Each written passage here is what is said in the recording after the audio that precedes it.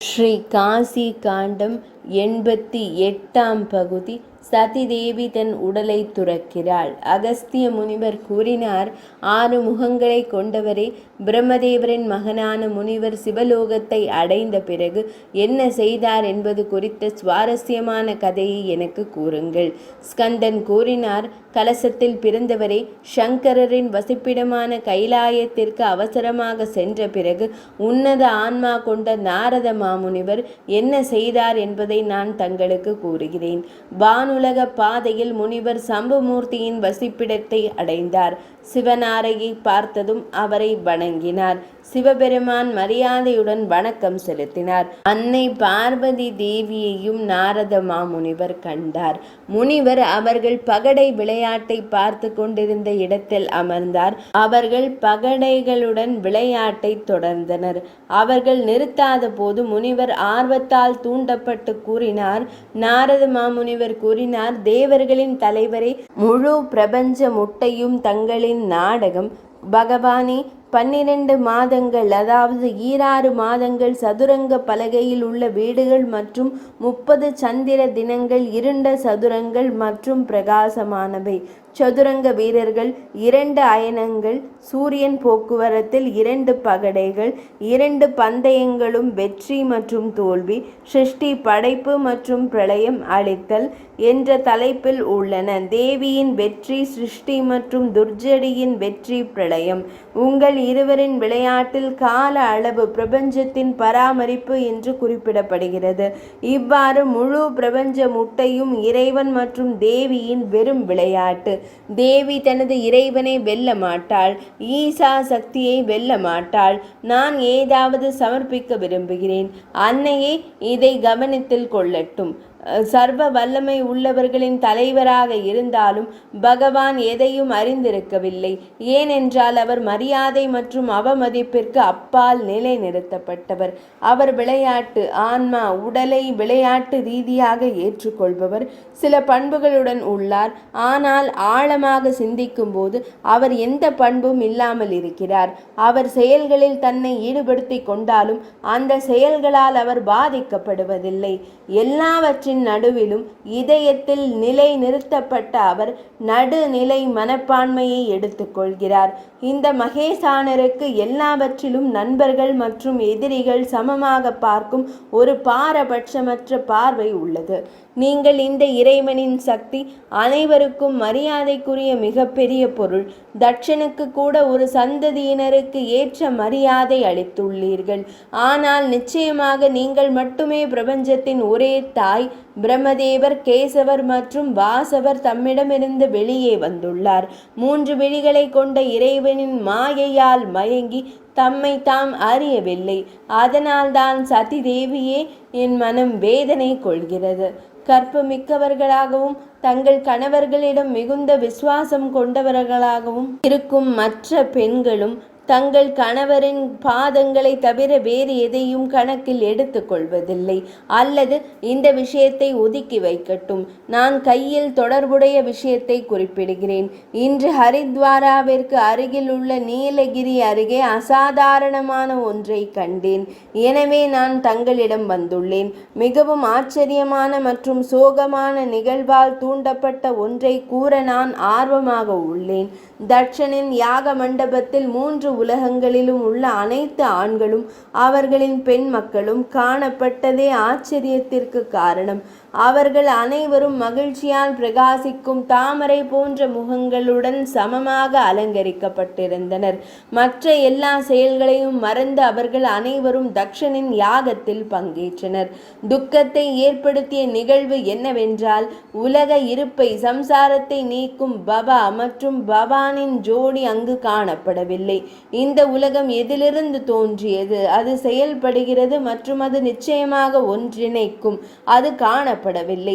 உங்கள் இருவரையும் காண முடியாதது. உங்கள் இருவரின் இல்லாமை என்னை மிகவும் வருத்தப்படுத்தியது. அங்கு நடந்தது இது மட்டுமல்ல, வேறு ஏதோ ஒன்று நடந்தது. அதை என்னால் விவரிக்க இயலாது. அதை பேசியவர் அந்த தக்ஷர்தான். அந்த வார்த்தைகளை கேட்டதும் பிரம்மதேவர் அங்கிருந்து சென்றார்.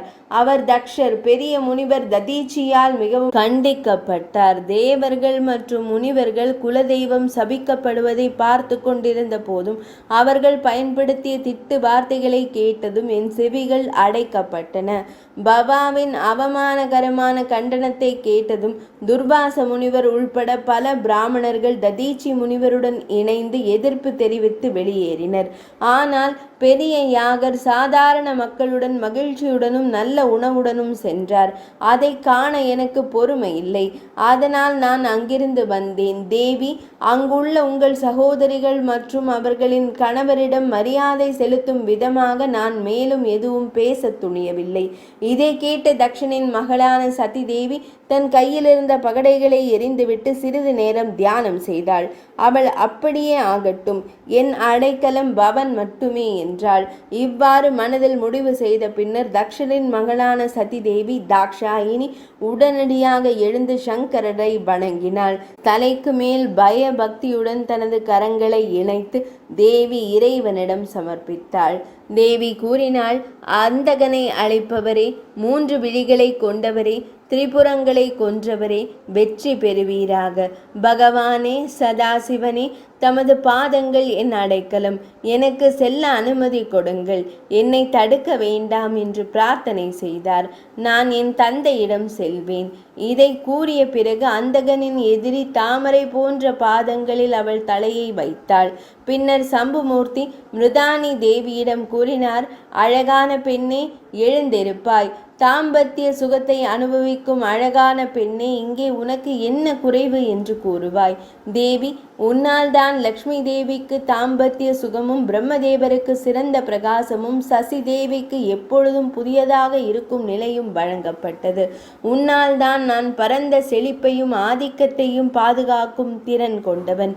உன்னை சக்தியாக அடைந்து விளையாட்டு வடிவத்தை எடுத்து நான் இதை படைக்கிறேன், இதை பாதுகாக்கிறேன், இந்த பிரபஞ்சத்தை நுகருகிறேன்.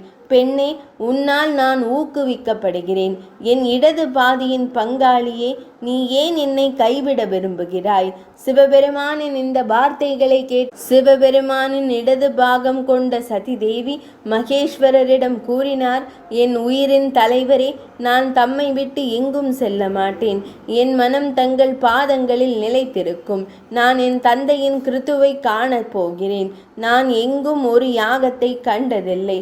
தேவி காத்யாயனின் வார்த்தைகளை கேட்டதும் சம்புமூர்த்தி அப்போது கூறினார், ஒரு கிரத்துவை தாங்கள் காணவில்லை என்றால் நான் ஒரு கிரத்துவை செய்வேன். அல்லது என் சக்தியை கொண்ட தாம் மற்றொரு கிரத்து சடங்கை உருவாக்குங்கள்.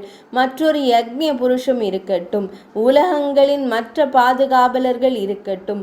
ரித்விக்குகளின் கடமைகளை செய்ய விரைவாக மற்ற முனிவர்களை உருவாக்குங்கள். சம்புமூர்த்தியின் இந்த வார்த்தையை கேட்டதும் தேவி மீண்டும் கூறினார், ஐயனே, என் தந்தையின் யாகத்தின் விழாக்களை நான் நிச்சயமாக காண வேண்டும். எனக்கு அனுமதி கொடுங்கள். என் வார்த்தைகள் வேறு விதமாக இருக்க விடாதீர்கள். ஒருவரின் மனதையோ அல்லது கீழ்நோக்கி பாயும் தண்ணீரையோ திருப்பிவிட யார் தகுதியானவர்? பகவானே, இப்போது என்னை தடுக்காதீர்கள். இதை கேட்டதும் பூதங்களின் எல்லாம் வல்ல இறைவன் கூறினார், தேவி, என்னை கைவிடாதே. நீ சென்றவுடன் நீ என்னை ஒருபோதும் சந்திக்க மாட்டாய். இன்று சனிக்கிழமை, அது கிழக்கு நோக்கி செல்வதை தடுக்க வேண்டும். என் அன்பான மனைவியே, நட்சத்திரம் ஜேஷ்டை, சந்திர நாள் 9ஆம் நாள், யோகம் 17வது நாள், அதாவது வியாதி பாதம். இன்று பிரிவது அசுபமானது. தனிஷ்டாவின் பாதி முடிந்த பிறகு நீங்கள் பிறந்தீர்கள். எனவே இன்று 5வது நாள். தேவியே, தாம் செல்ல வேண்டாம். தாம் இப்போது சென்றால் என்னை மீண்டும் ஒருபோதும் காண இயலாது. மீண்டும் தேவி கூறினாள், நான் சதி, என் பெயரிலேயே இருந்தாலும் வேறொரு உடலுடன் தமக்கு சேவை செய்ய முடியும். அதன் பிறகு பவன் மீண்டும் பேசினார். ஒரு பெண்ணின் அல்லது ஆணின் மன விருப்பம் மிகவும் உற்சாகமாக இருந்தால் அவரை தடுக்க தகுதியானவர் யார்? தேவி, மீண்டும் எந்த சந்திப்பும் இல்லை. நான் உண்மையை கூறுகிறேன். ஆனால் அழகான பெண்ணை, என் அன்பான மனைவியே, ஒருவர் மதிப்பு மிக்க சொத்தாக பெறும் மரியாதையை மதித்து விரும்பினால், ஒருவர் அழைக்கப்படாவிட்டால் பெற்றோரின் இல்லத்திற்கு கூட செல்லலாகாது. கடலில் பாயும் ஒரு நதி திரும்பி பாயாதது போல இப்பொழுது சென்ற பிறகு தாங்கள் திரும்பி வருவதும் சாத்தியமற்றது. தேவி கூறினாள், தங்கள் தாமரை போன்ற பாதங்களின் இணையில் நான் பற்றுடன் இருந்தால் அடுத்த பிறவியில் தாங்கள் மட்டுமே என் இறைவனாக இருப்பீர்கள். இதை கூறிய பிறகு கோபத்தால் கண்கள் குருடாக தேவி புறப்பட்டாள். ஏதாவது ஒரு நோக்கத்திற்காக செல்ல விரும்பும் நபர்கள் செய்ய வேண்டியதை செய்யவில்லை. அவள் மகாதேவரை வணங்கவில்லை, அவரை வலம் வரவும் இல்லை. அதனால்தான் அவள் சென்ற பிறகும் திரும்பவில்லை. இன்றும் கூட மகேஸ்வரரை வணங்காமல் அவரை வலம் வராமல் புறப்படுபவர்கள் கடந்து செல்லும் நாள்களைப் போல திரும்புவதில்லை. அந்த புனித பாதையில் நடந்து செல்வது கூட 3 உலகங்களின் அதிபதியான அரசியால் மிகவும் கடினமானதாக கருதப்பட்டது. சதிதேவி நடந்து வருவதை கண்டதும் பகவானும் மனதில் மிகவும் வேதனை கொண்டார். பின்னர் அவர் தனது கணங்களை அழைத்தார். கணங்களே, மனதையும் காற்றையும் சக்கரங்களாக கொண்டு 10,000 சிங்கங்களால் நுகத்தடி செய்யப்பட்டு சுமேருவை போல் கொடியின் பிரதான கம்பம் உயரும் வான்வழி ரதத்தை எடுத்து கொள்ளுங்கள். காற்றின் பெரும் காற்று பிரவாகம் அதன் கொடியாகவும் அகண்ட நுண்ணறிவு குறிக்கப்பட்ட நடுத்தண்டமாகவும் நர்மதா மற்றும் அலகநந்தா கணைகளாகவும் இருக்கும். சூரியனும் சந்திரனும் அங்கு குடையாக செயல்படுவார்கள். சிறந்த வாராகி சக்தி மகர துண்டமாக முதலையின் மூக்கை போன்ற வடிவிலான முன்பொருத்தம் இருக்கும். காயத்ரி தானே நுகமாக இருக்கும். தக்ஷகமும் மற்றவர்களும் கயிறுகளாக இருப்பார்கள். தேரோட்டி பிரணவமாகவும் ஓங்காரத்தின் ஒலி கிரீச்சிடும் சத்தமாகவும் இருக்கும். அங்கங்கள் துணை பிரமுகர்கள் பாதுகாப்பு பொருத்துதல்களாகவும் 7 மீட்டர்கள் முன் செல்வதாகவும் இருக்க வேண்டும். மோதலுக்கு எதிரான பாதுகாப்பிற்காக ஹரனால் இவ்வாறு கட்டளையிடப்பட்டதன் பேரில் கணங்கள் விரைவாக தேரை எடுத்து சென்றனர். தேவி வான்வழி தேரில் அமர்ந்த பிறகு தாக்குதல் தெய்வீக மகிமையுடன் சூரியனை விட அதிகமாக பிரகாசிக்கும் பெரிய தெய்வத்துடன் கர்மா செயல்படுவதற்காகவே சென்றார். ஒரு கணத்தில் 3 விழிகளை கொண்ட இறைவனின் மனைவி தட்சனின் கூட்டத்தின் திறந்த முற்றத்தை கண்டாள். அவள் வானத்தில் நின்ற வான்வழி தேரிலிருந்து விரைவாக கீழே இறங்கினாள். வியப்புற்ற காவலர்களால் பயத்துடன் கவனிக்கப்பட்டு தியாக மண்டபத்திற்குள் நுழைந்தாள். அவள் தன் தாய் கிரீடம் அணிந்து மங்களகரமான ஆடைகளை அணிந்திருப்பதையும் அவளுடைய சகோதரிகள் தங்கள் கணவர்களுடன் முறையாக உடை அணிந்து அலங்கரிக்கப்பட்டிருப்பதையும் கண்டாள். அவர்களுக்கு பல்வேறு உணர்ச்சிகள் இருந்தனர். சிலர் ஆச்சரியப்பட்டனர், சிலர் திமிர் பிடித்தனர், சிலர் மகிழ்ச்சி அடைந்தனர், சிலர் பயந்தனர். ஹரனின் இந்த அன்பானவர் எதிர்பாராத விதமாகவும் அழைக்கப்படாமலும் வந்துள்ளார். வான்வழி தேரில் ஒரு கணத்தில் அவள் எப்படி வர முடியும் என்ற எண்ணத்துடன் அவர்கள் பார்த்திருக்கலாம். அவர்கள் அனைவரிடமும் ஒரு வார்த்தை கூட கூறாமல் சதி தேவி தக்ஷனின் அருகில் சென்றாள். தந்தையும் தாயும் தாம் வந்துவிட்டாய், அது நல்லது என்றனர். சதிதேவி கூறினார், என் அன்பான தந்தையே, நான் வந்தது நல்லது என்றால் இந்த என் சகோதரிகளைப் போல நான் ஏன் அழைக்கப்படவில்லை? தக்ஷன் கூறினார், என் அன்பு மகளே, இணையற்ற பாக்கியசாலியே, அனைவருக்கும் நல்லவரே, இது உங்கள் தவறு அல்ல, இது என் சொந்த தவறு. அறியாமையும் புத்தி இல்லாதவனுமான என்னால் உன்னை இப்படிப்பட்ட கணவனுக்கு கொடுத்தது என் தவறு. இந்த ஈஸ்வரன் அல்ல என்பதை நான் அறிந்திருந்தால் தன் உருவத்திற்கு மாயா வஞ்சகம் கொண்ட ஒருவனுக்கு உன்னை எப்படி கொடுத்திருக்க முடியும்? நான் அவரது பெயரான சிவன் புண்ணியவான், அதில் திருப்தி அடைந்தேன். ஆனால் அவர் உருவத்தில் நல்லவர் அல்ல என்பது எனக்கு தெரியாது. பிதாமகரால் அவர் என் முன் பல்வேறு வழிகளில் புகழப்பட்டார்.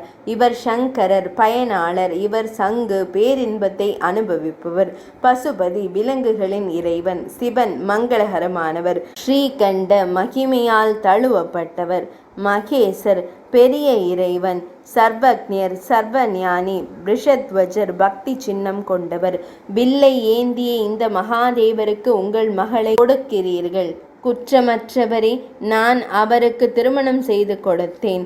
பிரம்மதேவரின் கட்டளைப்படி அவர் விருபாக்ஷன், வினோத கண்கள், உக்ஷகன், காளையின் மீது நடமாடுபவர், விசாக்ஷின், விஷத்தை விழுங்குபவர், தகன மைதானத்தில் வசிப்பவர், சூலின் திரிசூலம் தாங்குபவர், வயிற்று வலியால் அவதிப்படுபவர், கபாலின் மண்டை ஓட்டை பிடித்தவர், த்விஜிஹ்வாவின் அரவங்கள் அவதூறு பரப்புபவர்கள், தொடர்பு மூலம் அழகாக தோன்றுபவர், ஜலத்தின் ஆதரவாளர், தண்ணீர், சோம்பல்கள், கபர்தின், பச்சை முடிகள் கொண்டவர், கலாங்கி, சந்திரனை கண்டவர், தலையில் வைத்து அழுக்காகவும் தூசியால் பூசப்பட்டவராகவும் இருப்பது எனக்கு தெரியாது.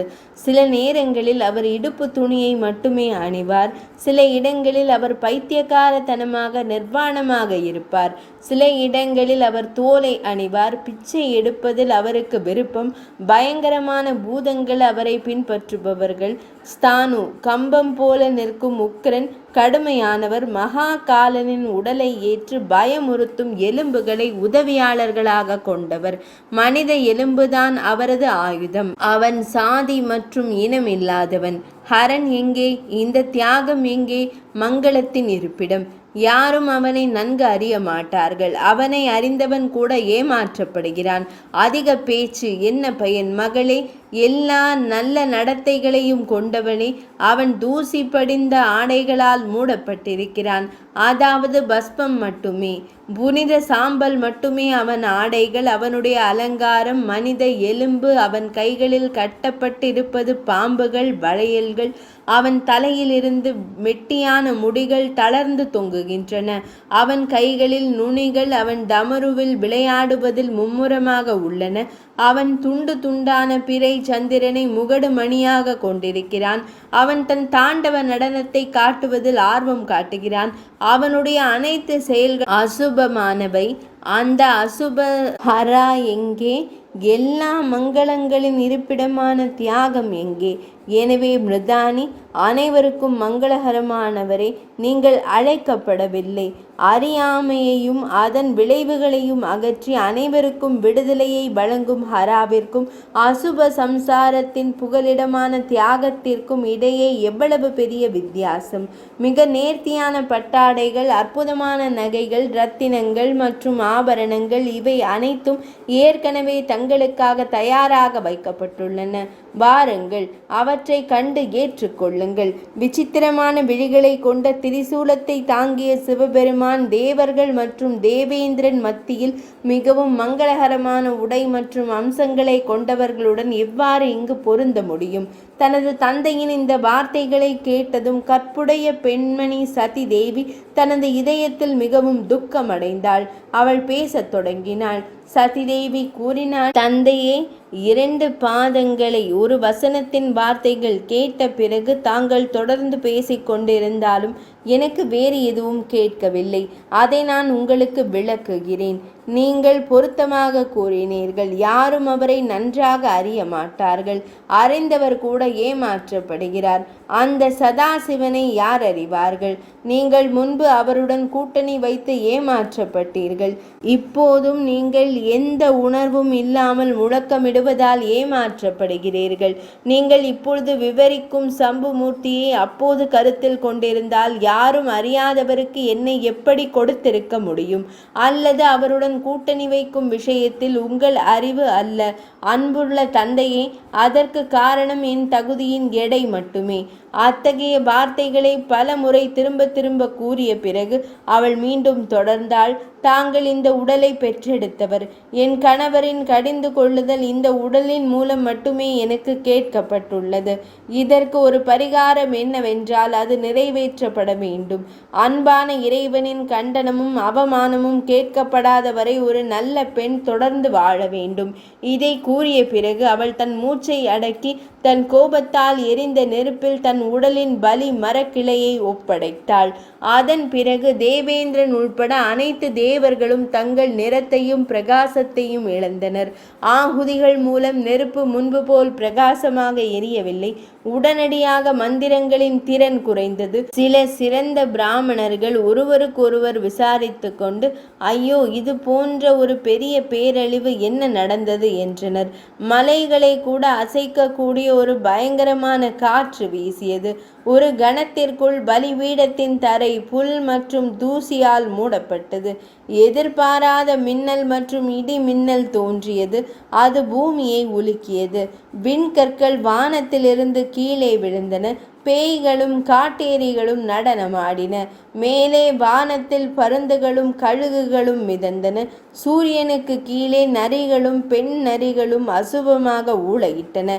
மேகங்கள் இரத்த துளிகளை பொழிந்தன. பூமியிலிருந்து பூகம்பம் குறித்த உரத்த செய்தி எழுந்தது. இதயங்கள் நடுங்கின. தெய்வீக ஆயுதங்கள் ஒன்றோடொன்று பயங்கரமாக மோதின. புனிதமான பலிபீட பொருள்களும் காணிக்கைகளும் நரிகள் மற்றும் வேட்டை நாய்களால் மாசுபடுத்தப்பட்டன. சகோர பறவைகளும் காகங்களும் பலிபீடத்தின் மீது பறந்தன. பலிபீட மண்டபம் உடனடியாக தகன மைதானமாக மாறியது. அது இருந்த இடத்தில் எல்லாம் சிக்கிக் கொண்டது. அனைத்து பொருள்களும் ஒரு படத்தில் வரையப்பட்டதைப் போல அசையாமல் பளபளப்பு இல்லாமல் போய்விட்டன. பகவான் ஸ்ரீ மகாவிஷ்ணுவும் மற்றவர்களும் திகைத்து சந்தேகப்பட்டனர். தட்சனும் அவரது உதவியாளர்களும் முகம் வெளிரி போனார்கள். பின்னர் பிராமணர்கள் எப்படியோ யாகத்தை தொடர்ந்தனர். 88ஆம் பகுதி நிறைவடைந்தது.